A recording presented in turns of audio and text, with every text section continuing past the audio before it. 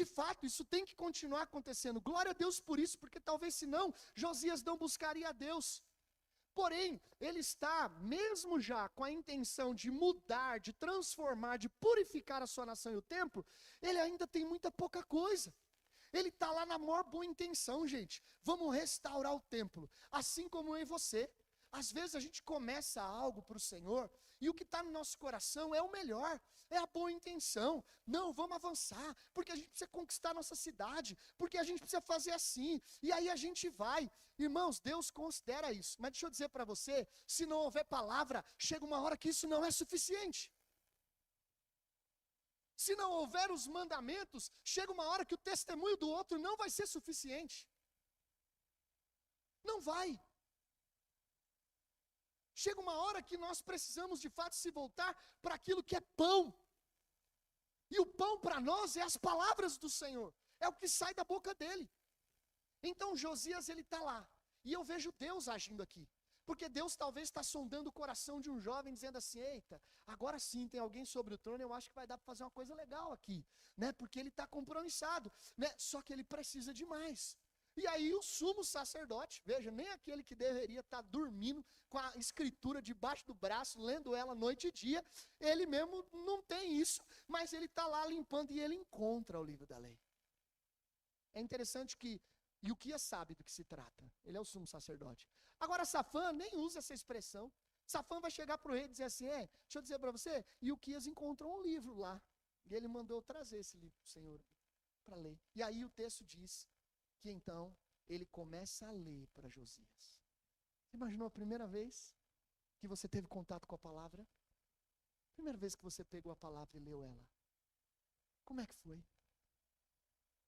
Porque a primeira vez que a gente pega a Bíblia, você não vai para ela com preconceito, você não vai para ela com juízos, você não vai para ela querendo interpretar ela, você não vai para ela dizendo assim, não, o que esse texto diz não é isso, na verdade ele está dizendo aquilo. Você não vai. Quando a primeira vez que você vai para a Bíblia, você só vai ler.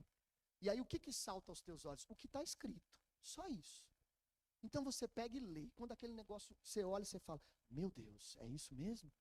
Agora, quando a gente vai criando, às vezes, um certo tempo, a gente corre o risco de olhar e ficar, não, peraí, o texto está dizendo, mas na verdade, né, não é bem assim, vamos olhar. Não. Então ele vai e o texto começa a ser lido para ele. Aí vamos ver o que acontece? Quando a palavra do Senhor entra em cena. Olha o que diz lá. Assim que o rei ouviu as palavras da lei, o que ele fez? Rasgou as suas vestes. E deu estas ordens a Ilquias, a Aicã, filho de Safã, a Abdon, filho de Mica, ao secretário Safã e ao auxiliar real Asaías. Vão consultar o Senhor por mim e pelo remanescente de Israel e de Judá, acerca do que está escrito neste livro que foi encontrado. A ira do Senhor contra nós deve ser grande, pois os nossos antepassados não obedeceram à palavra do Senhor e não agiram de acordo com tudo que está escrito neste livro. Veja, quando o Ilquias escuta, irmãos, primeira impressão que ele tem, é como se ele dissesse assim, a casa caiu. Meu Deus! Porque ele sabe que ele é o povo escolhido do Senhor. Ele olha aquela informação e ele diz assim, a gente está vivendo tudo errado.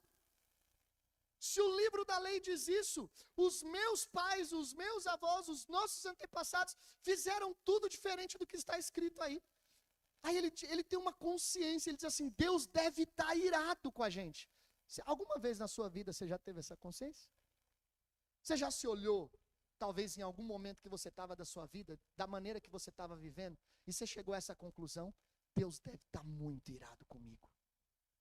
Você já chegou a pensar assim? E o Ilquias tem essa compreensão. Ele olha para o seu povo, para a sua nação, ele fala, gente, Deus deve estar muito irado. E você sabe que rasgar as vestes era um sinal de humilhação. Né? Então veja, quem está se humilhando aqui não é qualquer pessoa do povo, é o rei. É o rei. Ele rasga as vestes, ele se humilha, é a liderança da nação. Ele se curva diante. E aí ele vai dizer assim, vocês precisam consultar o Senhor. Veja, era o povo de Deus.